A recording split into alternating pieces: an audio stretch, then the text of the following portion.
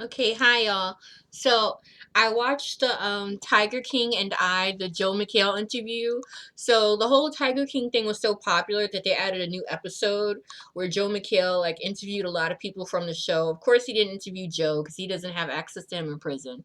So the first person he interviewed was that guy Eric Cowie, and he was hilarious. So he's like, "So how's it going, Eric?" And he's like, "Clean, living, loving Jesus." And then he asks him, "Did you wash your hair?" He's like, "No." So not really that clean living then, huh? So he's like, "Well, I don't see the point of washing it if I'm just gonna get peed on every day. So you'd rather walk around smelling like tiger pee every day than cleaning it, because that's just too much hassle, right? You know, that doesn't make any sense. Why wash it? It's just gonna get peed on again." And so then they ask him, "Have you seen the show?" And he's like, "I haven't seen it." And Joe's all shocked. And I was not shocked at all, because let's be for real. Like, Joe Exotic, aka Joe Dirt, because that's what I call him, because he's like Joe Dirt with just like a little bit more money. But I mean, Joe Exotic basically had them people living in squalor. Like, I'm pretty sure he does not have a TV at all. And he's like, "No, I haven't seen it because I'm always working." I'm like, "Yeah, that's another reason I wasn't surprised he hasn't seen it." Like, they had those people working, like, what? 12 more than 12 hours a day and living in like really horrible conditions. It's like, when is he gonna get to see it? When he's not working, he's getting expired meat off the Walmart truck. So when's he gonna, when's he got time to do it between dumpster diving and getting peed on? When does he have time to watch TV? Be for real, Joel. So then the other part that I love is he goes, "A lot of people compare you to Vince Neil." And I'm like, "I don't see that at all." And he got offended. And I don't know, when I look at him, I kind of thought he looks like Kid Rock, but like after like a lot of like really bad life choices. Kid Rock on Hard Times or something like that. I didn't see any Vince Neil like. And then they interviewed Jeff Lowe and his wife. She's such a Stepford wife. It's like whatever he says, she's just right there agreeing and nodding her head along to it. Like, she's just such a robot. She's probably not a real person. Yeah, but every single time you see that man, every single time we see this man, whether it's in a Tiger King documentary or just on TV or anything else, he always has it. It's like his uniform. He has on this leather jacket that he's too old to be wearing, and a bandana and a hat all the time. It doesn't matter how hot it is outside or anything, or if he's laying by the pool or the beach. He's wearing that. He looks like he looks like he's the granddad of a Backstreet Boy. Like, am I sexual? Yeah. Like, I could see him standing in the mirror doing that when he gets stressed in the morning, to like hype himself up like, "Yeah, I'm Jeff Lowe. I'm Jeff Lowe." Like that. And of course him and his wife has to talk about the nanny and how hot she is. It was real creepy. It just made me feel gross for a minute. And of course, he badmouthed Joe because he hates Joe and everything. And they asked him a bunch of questions about the feds and stuff. And it's like, he totally set up Joe. Like, does Joe belong in jail? Yes. In fact, every single person that Joe McHale interviewed agreed that Joe belongs in jail. Everyone, every single person. I think that says a lot. It's just that I feel like he should be in jail for like animal abuse and for exploiting all of those people and like clearly a lot of labor violations. But did he try to have Carol killed? If he did, I'm pretty sure Jeff Lowe probably allegedly. All of this is allegedly. Everything I say is alleged, all right? Allegedly, if he did, I'm pretty sure Jeff Lowe probably had more to do with it, than he's saying. Allegedly. Um Well, that's my opinion. These are all my opinions, people. These are not facts. Okay? Now that I got that out the way. Oh yeah, and a lot of people from the Tiger King documentary are on Cameo, so you can pay them to like, make little recorded messages like friends and stuff like that. I thought it was very telling that the more likable people on the show, like the more down to earth people, were asking for, I guess, more modest sums of money, but the people who were more like as the jerk factor increased, they asked for more money. Like Doc Antle was asking for like $200 or something, and Jeff Lowe was asking for $175. And meanwhile, you have like Joshua Dial, the Walmart guy. He's like, I'll take $70. you know, so it's crazy. And anyway, so then they interviewed Joe McHale interviewed John Rinke. He was the guy who's the double amputee who doesn't have legs from the knees down. And I'm glad he asked him this question. The only thing I wanted to know was about that skeleton that was in his car, because that documentary was so crazy. Like they have one guy giving an interview in a hot tub. All these questionable places that these people are being interviewed, and yeah. So the guy John Rinke, the guy who's a double amputee, there's this one point where he's in a race car, and there's a skeleton in the passenger seat of the race car, and it's never addressed, it's never mentioned, nothing. It's just like, well, who is that? Is that his ex-girlfriend? Like, oh, what happened? And so I'm glad Joe McHale asked him that. He's like, well, who was that? Where did you get that skeleton from? Who was that? Whose skeleton was that in that race car? And he's like, oh, well, I just don't really like people. That's just my friend. So basically, he didn't answer any questions at all. Like, oh, yeah, okay, it's your friend. Well, was it a real skeleton? Was it a fake one? Was this when you say a friend, like, he could be joking, like, oh, he just got it at a garage sale, old plastic skeleton. But for all we know, I mean, everyone in this documentary is so crazy. That could have really been his friend. Like, that could have been his friend who died of natural causes years ago, and he misses him. So he just got a hold of his body, and they just drive around in a race car every once in a while. You never know. People are crazy like that. And then next they interviewed Saf. So Saf is the one who I think Saf was probably the most likable person in the documentary because she just seemed to really care about the animals. And she even had some nice things to say about Joe, but even so she agreed, yeah, he should be in jail. He should be in jail. I don't want to see him die in jail, but he should be in jail. And thank goodness she was given an interview from her home, because I felt like they did a lot of people in this show dirty last time.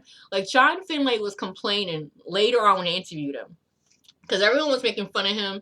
He did the whole series with his shirt off, and he was complaining later that the interviewers wanted him to take his shirt off to do the whole series. And I thought the same thing about Saf. Like, I'm looking at her and I'm like, are they really gonna do this whole series with her giving this interview in a junkyard? Because that's what it looked like. It looked like she was in a junkyard. And I said, oh my, they're really trying to play up this hillbilly angle and make these people look bad. So she wasn't in a junkyard this time. She was in her living room, thank goodness. And so she's also on Cameo, and she's like, I noticed like a lot, like her when she was on Cameo, her and Joshua Dial, like at first I think they both wanted $50. So now he's asking for 70, she's asking for 100. And honestly, I feel like if anyone deserves it, it's those two, because those two are like probably one of the few people in the documentary who they weren't trying to exploit other people. Like, you know what I mean? They were just trying to get by and live their lives, that kind of thing. So, and I feel like she's a good person, but she was totally brainwashed by Joe. She was totally brainwashed by Joe. I mean, she got half of her arm ripped off by a tiger, like from the elbow down. And she had a choice to get reconstructive surgery or go back to work, like in 5 days or something. And she chose to go back to work because of the tigers, and and Joe was saying, he was right that if I stay in the hospital, the media wins. No, the media doesn't win. Your arm wins. Your hand wins. You could have had reconstructive surgery for your hands. Like, if she had said, well, I chose not to get the reconstructive surgery because it was going to be at least 2 years and I didn't want to go through that, I would have been like, okay, that's a reasonable explanation. But to say, well, if I stay in a hospital, the media wins, it's like, no, you win. Your hand wins. That's who wins. Like, and of course he's going to say that because he was probably expecting to have to pay for that reconstructive surgery. So of course he's going to tell you that. But hey, that's none of my business, so whatever. But she just seemed like a genuinely nice person. So then the next person to interview was Joshua Dial. So that's the guy who worked at Walmart, but then he became Joe's campaign manager when he ran. I think he ran for mayor or governor, and then later on he ran for president. So this guy, he looked like he aged a lot from the time of the documentary. I felt a little bad for him because, as they said in the documentary, he was there. He saw that guy accidentally, kill himself, and he was saying in the interview that he had to like it haunts him, and I'm sure it does. So I felt kind of bad with him, and he also seemed like he was probably the smartest person in that whole documentary. Like he's taking advantage of his 15 minutes, man. Like everyone else is basically in this whole interview, everyone's just basically saying their feelings, but you could tell that he was like, I'm getting my own show from this. He's all, well, I thought the documentary was very well done and very fair and balanced. And I'm like, well, someone was watching Fox News before they did this interview, clearly, because I just thought that was hilarious. And he's like, oh yeah, and then Joe McHale. So Joe McHale is asking him about, well, why did you go to work for Joe? And this guy is pretty smart. I think he probably figured this dude is never really going to win, but I can put it on my resume and I can get seen and heard and stuff like that. So I was like, okay, I respect that. But then some of his other answers were questionable. So Joe McHale asks him, so why did you want to work for Joe? And then he was saying how, well, there was just so many once in a lifetime opportunities and so many amazing things that you never get to see or do. I got to hold baby lemurs and baby tigers. I had lions as alarm clocks. They would all roar. 30 or 40 lions every morning would roar and wake me up. Then he started getting on the crazy train because then he goes, and I got to see a man get his finger bit off by a bear. It was just a lot of once in a lifetime opportunities. Like really, like when I think, once in a lifetime opportunity, I think, okay, climbing Mount Everest, snorkeling on a Great Barrier Reef, like hot balloon ride over Paris to watch the sunset. I don't think, man, I sure like to see a man get his, finger bitten off by a tiger. Like, disfigurement is not on my list of once in a lifetime opportunities, but hey, man, that's just me, and I'm not going to judge him for it. So, all right. Now, I'm going to judge him a little bit because that was weird. Um, the other things I totally get, holding a baby tiger and a lemur, but and then to throw that other stuff in, it was like, no, that's just creepy and weird, man. I'm not with you. You lost me when you said that. Then, oh yeah, and then Joel asked him if Joe ever hit on him, and he's like, no, because I'm not 17. So, yeah, he's not 17. I tell you why Joe didn't hit on him. Yeah, he's too old because he's not in high school. That's number one. Number two, this guy is not stupid. He clearly knows how to add.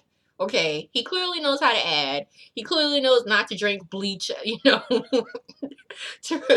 as a cure for COVID-19. Okay, and he's not a meth addict. Okay, like he's not gonna be calling you daddy for some meth. Like that dude is not. He's not down for any of that. He knew he couldn't get that dude to wrap that dude around his finger. That's why Joe didn't hit on him. He wasn't gonna waste his time. Oh yeah, and then next they interviewed John Finlay. Poor John Finlay. So John Finlay's gotten a lot of slack because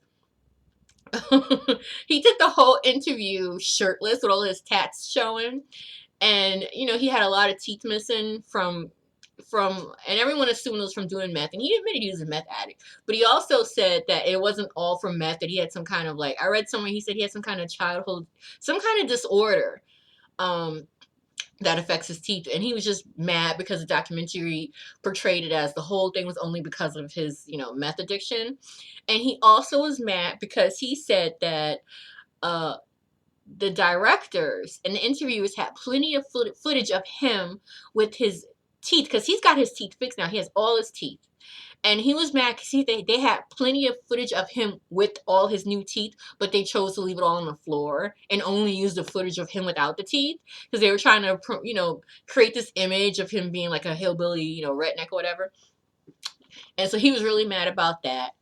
And And it was, their idea for him to do the whole thing with his shirt off. And I believe him. I believe him. Just like I'm like, why are these people all doing these interviews in weird places, like shirtless and in junkyards and with skeletons in their race cars and in hot tubs.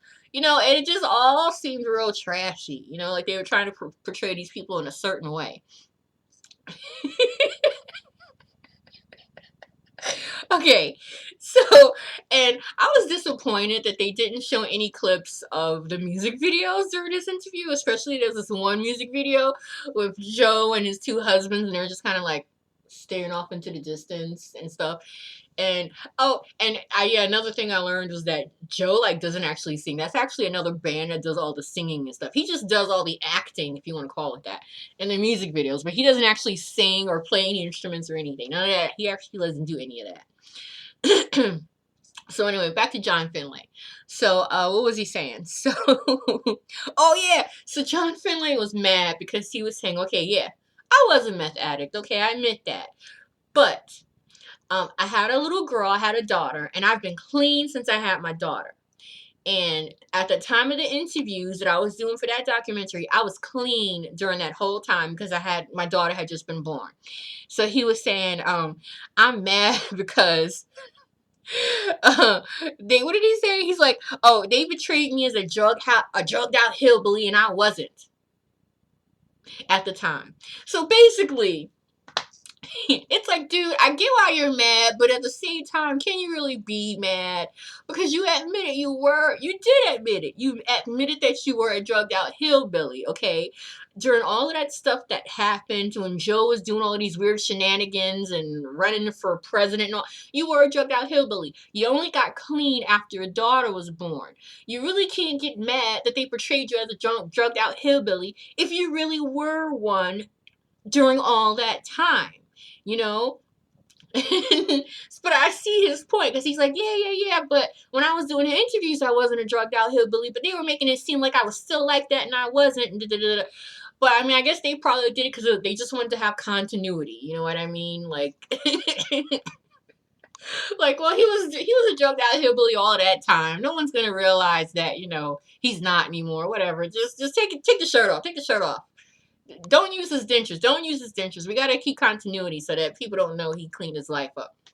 So, I could see him being mad. Like, I think he wanted them to probably give him a redemption story arc. Like, yeah, when I was with Joe, I was doing drugs and I was doing this and this and that. But then I cleaned myself up and I had a daughter. So I can see why he's mad. They didn't show that he's changed his life, basically. They made him seem like he was still, down and out, basically. So I get that. All right. And oh yeah, and then the last guy they interviewed was Rick Kirkham. All right, so that's the dude who was I'm just gonna get comfortable, cross my legs. All right, that's the dude who was Joe's producer, who was trying to get him to do that show. And this guy is just loving it. He's just so loving all the attention he gets. Like, he's not even in America anymore. I forgot what country he said he moved to. Oh, he's in Norway. So he's not in America anymore. He moved to Norway. He's married now. And he's just loving all his attention. So he was saying that, oh wait, first off, this guy, I love the way this guy looks. He reminds me of Jeff Lowe in that it's almost like he has a uniform. So he always wears his hat every time, and I'm looking at him, and I'm like, he looks like Crocodile Dundee's uncle with that hat on. And the other guy he reminds me of, he doesn't look as creepy as him, but the movie Poltergeist 2, the villain was this old guy who was a leader of a cult, and he used to wear this black hat all the time. And he would sing this creepy song, like, God is in his temple, like that. And I don't know. I mean, he doesn't look as creepy as the guy, but he just gives me those, creepy vibes. Like, oh, I'm a nice guy, but really he's not. Really, he's trying to, like, steal your soul or something. But anyway, well, I mean, he's in the entertainment industry, and a lot of them do steal people's souls, so whatever. So, oh yeah, anyway.